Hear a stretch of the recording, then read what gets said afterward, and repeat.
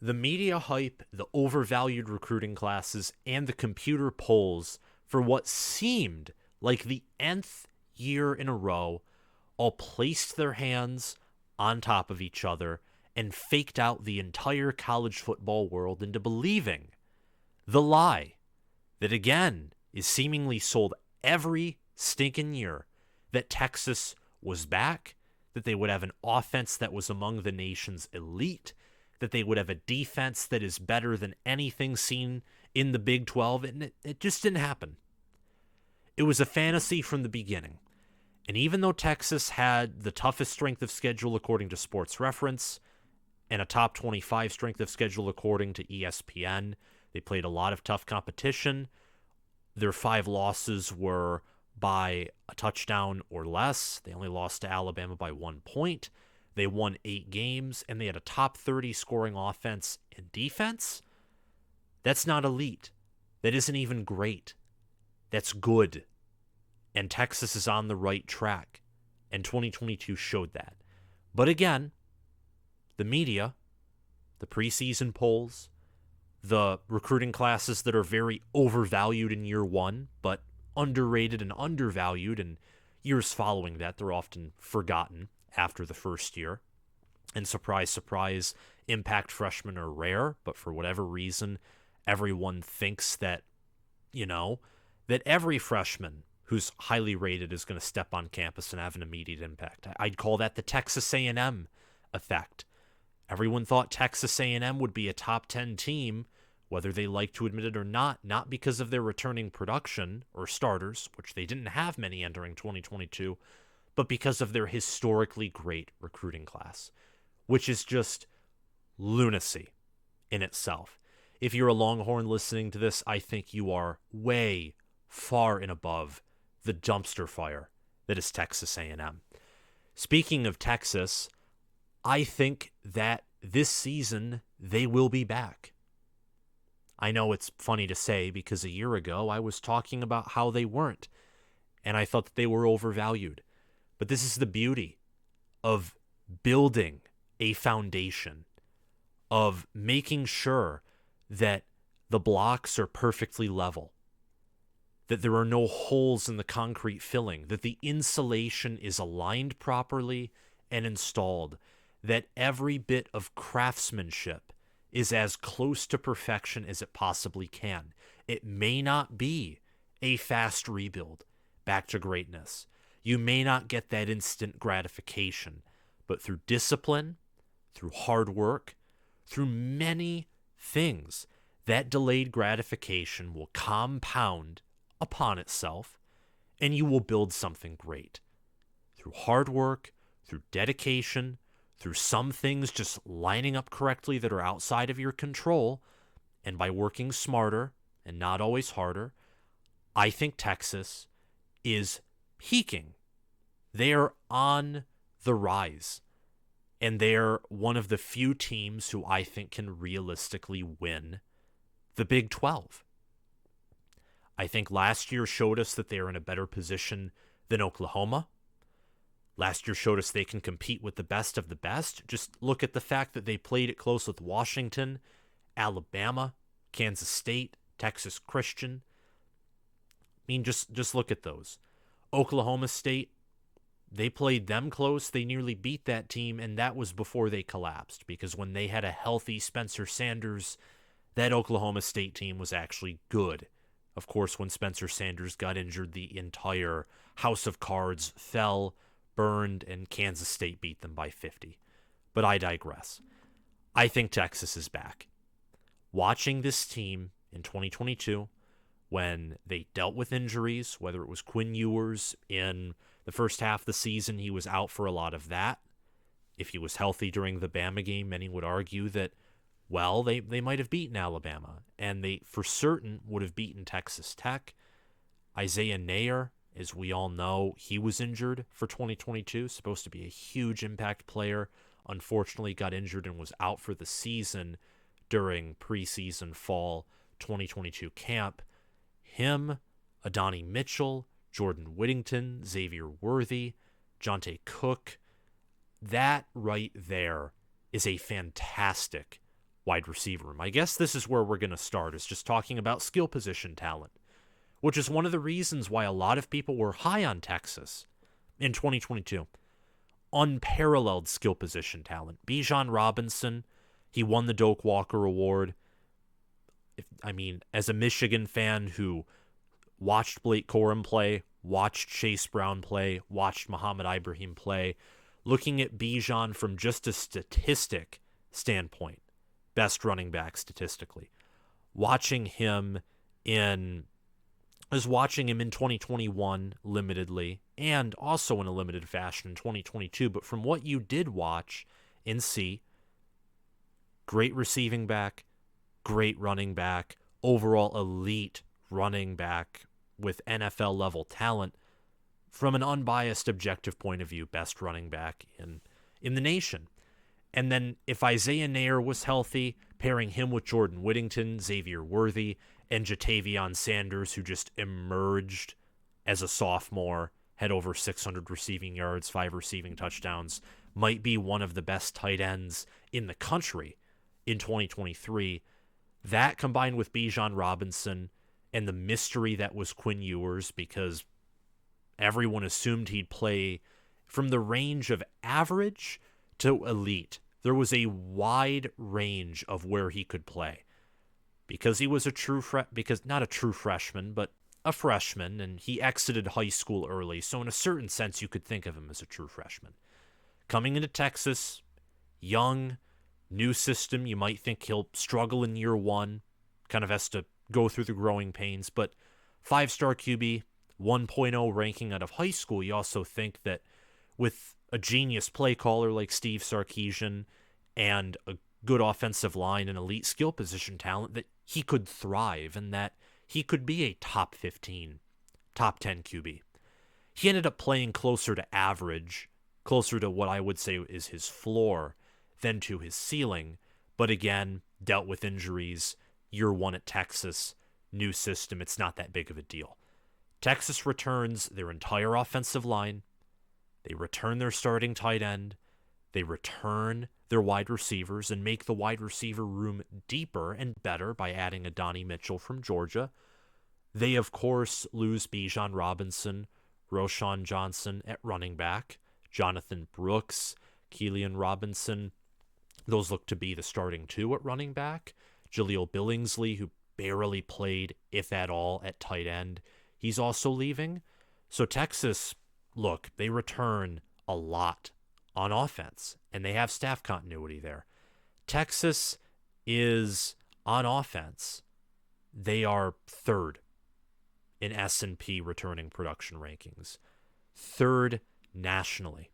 They return, again, everything except for running backs.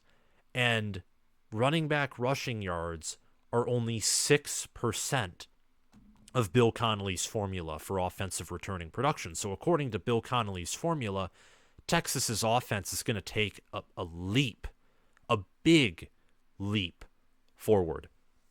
Their offensive line, their pass pro, their ability to open up lanes for running backs, their run blocking ability, their receiving threat, and especially Quinn Ewers being as young as he is, another year in the system will really help him grow and mature. This offense should take a huge step forward. They'll be healthier at receiver. They'll be better, deeper at receiver. They'll have a more veteran presence everywhere. They'll have better chemistry. They'll gel better. And game management certainly could still be and is still a concern. I look back at the Alabama game, watching that whole thing, and how many times Texas just kind of shot themselves in the foot with a 12-gauge shotgun. The bad snap on the missed field goal before half cost him 3 points when Texas lost by 1. Quinn Ewers, the play he got injured, he was kind of put in a very vulnerable position, an extremely vulnerable position on that play call, which helped lead, in my opinion, to his injury. Not the smartest decision.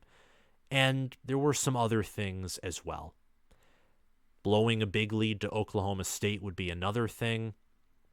TCU, The defense stood up to one of the best offenses in the country, but the offense just completely died to a defense that, listen, that was TCU's defense. That was TCU's best defensive game statistically.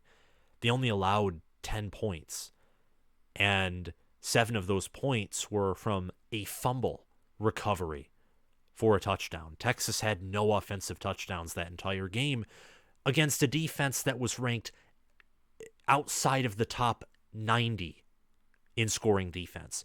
So game management, consistency, those are, concerns, and those have to do with the coaching staff and the head man, the CEO of Texas football, who is Steve Sarkisian.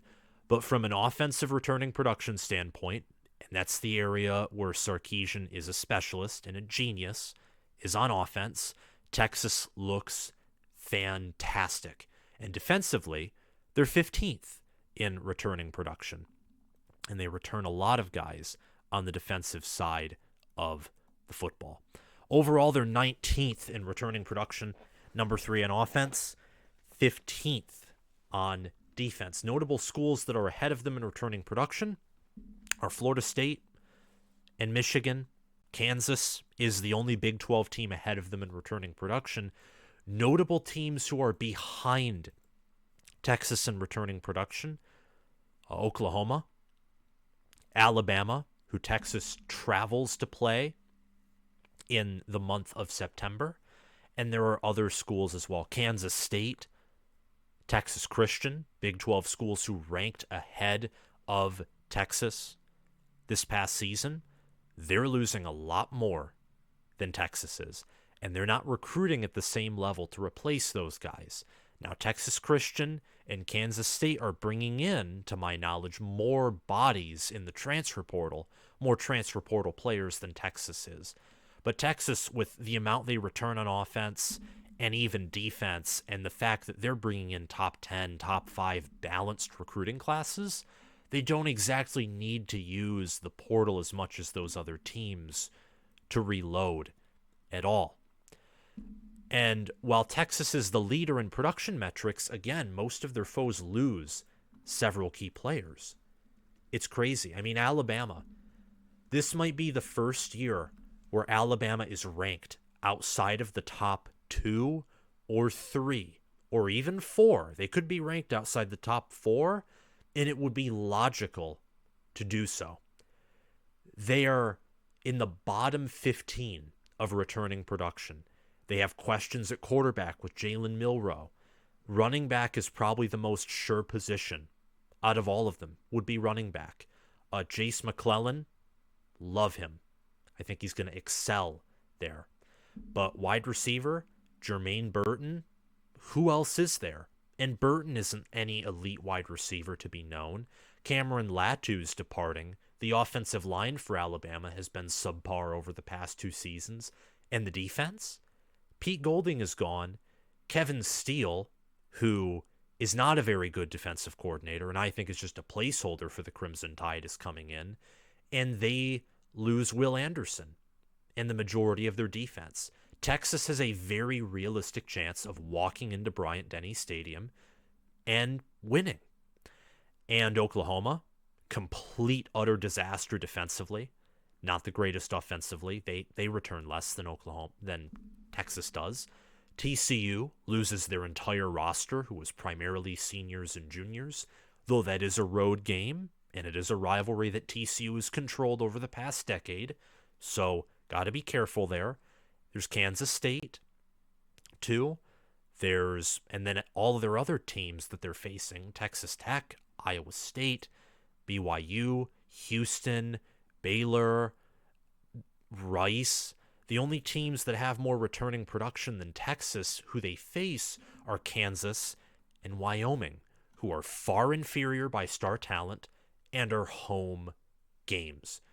Plus Texas, with the offense that they have and the fact that Wyoming and Kansas are more offensive teams, Texas is going to match up pretty well with the Jayhawks and with the Cowboys. So favorable schedule when you look at returning production. When you look at matchups and compare it to the other teams that they're going to be facing, whether in DKR Texas Memorial Stadium or on the road, that's for sure. The schedule, as I've already touched on, favorable. At Alabama is by far the toughest game. Every other game is going to be more winnable by a mile compared to the Alabama game, whether that's on the road at TCU, whether that's hosting Kansas State, whether that's traveling to Baylor, whether that's facing off against Oklahoma. If, in theory, Oklahoma plays to the best of their capability, Alabama's talent level is just out of the world.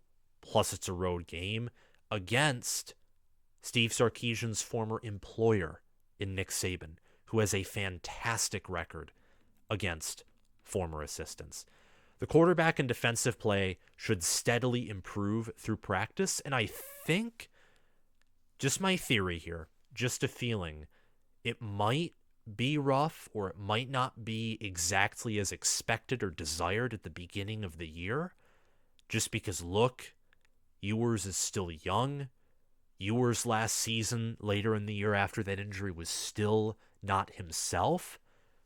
And the defense is where more of the production is lost when it comes to Texas. But I think after a few games, you're going to see, like, just imagine a graph in your mind, whether the line's exponential, whether it's linear, you're going to see steady improvement week after week. I think Texas is going to be the type of team that will peak. Their success, whether it's in November, whether it's in December, if they make the Big 12 championship game, which in my mind, I already have a prediction for that, but I'm going to wait until my top 25 video, which will be releasing in the next week, to reveal that to you all. If they reach that game, they'll peak there. If they reach a prestigious bowl game, I think they'll peak there. Or if their season basically ends in November. Their season, I think in November, they will be the best version of themselves at some point in the later portion of the season. And despite losing both running backs, Kyle Flood returns all 5 of his starting offensive linemen. So this might be one of the O-lines in the nation. Like, I like to say this with Georgia's and even with Michigan's, like with CJ Stokes. Lightweight running back, doesn't have a lot of power behind him and has some speed, but he's young. Michigan's O-line can make him look good. Texas might have that O-line. It's also what Georgia's O-line does. I don't think that Kenny McIntosh, Dejon Edwards, or Kendall Milton are special running backs. They're not James Cook or Zamir White, but they looked nearly as good as them because Georgia's O-line is just that great. They're that elite and talented, and Texas has been recruiting well enough at the position and developing well enough at the position that you might be able to plug and play at running back, unless you meet a defense that is elite and you need that running back who can break a few tackles, make a few spin moves.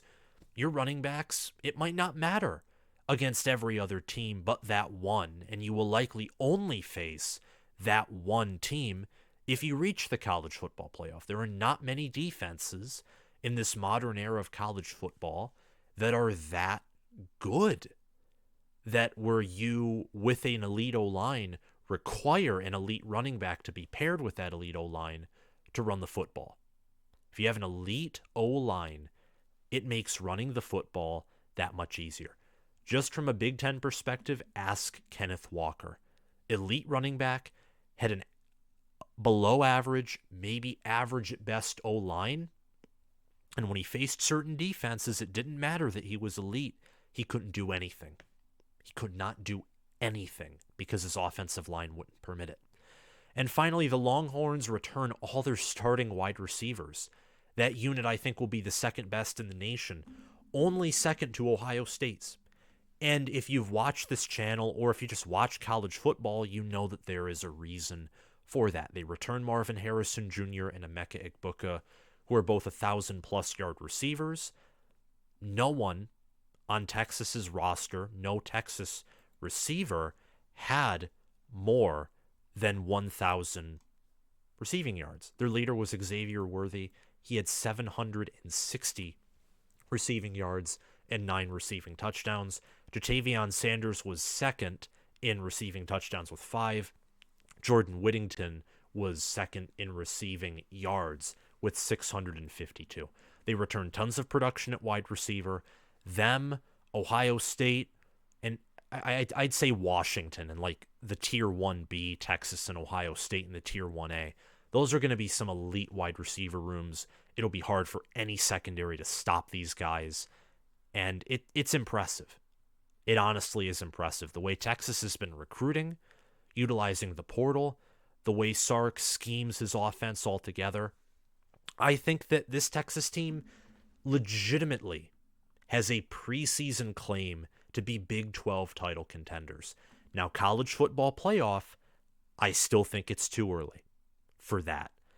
But winning the Big 12 in the final year where Texas will be in the Big 12, that'd be a great way to go out of the Big 12. And it would be a great way to enter SEC play with the momentum of we finally won our conference, which Texas hasn't won their conference since 2019. They've ended that longer than a decade drought in winning their conference and still recruiting at a high level, probably returning Quinn Ewers after this year. At least I think they definitely will. They'll still return some offensive linemen, likely some receivers, and they'll probably return both their running backs since both their running backs left this season. Look, Texas is heading in the right direction. And I think last year it was premature to say they were back. I don't think it's premature to say that this year anymore. I think that they've built enough of a foundation, and right now they have enough of a house built to where you could possibly look at the end of 2023 and say, hey, the house is completed. Like, not completed, not in the sense of like, the product's done. You still have to move in furniture. Still have to, paint the interior, decorate it up a bit, maybe win some trophies like a college football playoff appearance and display that in the living room. But the foundation, the overall basics, the structure, the roof over your head, you could look at the end of the 2023 season and say that's all done and complete for Texas football. I think they're on the right track. I think this team will be great in the passing game. They will be good in the running game with a mirage of elite just because of the elite and great offensive line that they have. Their schedule's favorable.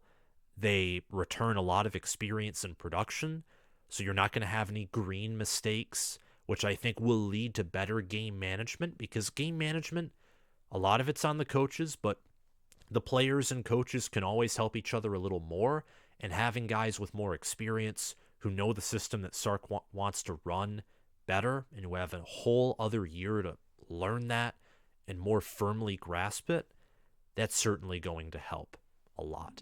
Make sure to subscribe if you haven't already. Click that notification bell. Comment your thoughts on Texas football down below. Is it still too premature to say that Texas is back? Or do you think that right now there's some justification to it? I think I provided a lot of good evidence. Honestly, when you return 10, not 10, well, yeah, when you return 10, 9 of your offensive starters, that's incredible. And when you return half your defensive starters and you are top 20 in both offensive and defensive production and top 20 in overall returning production, that's phenomenal. Absolutely phenomenal. And their schedule, very favorable, because again, Oklahoma, I don't expect Oklahoma to be back to what they were under Lincoln Riley anytime soon. At Alabama will be a tough game, but the Big 12 might have one of their more down seasons just from a glance, and that with Texas peaking at what I think will be the right time in this season, the Longhorns could have large dividends from that. Thank you guys for watching, and I'll catch you all later. Bye.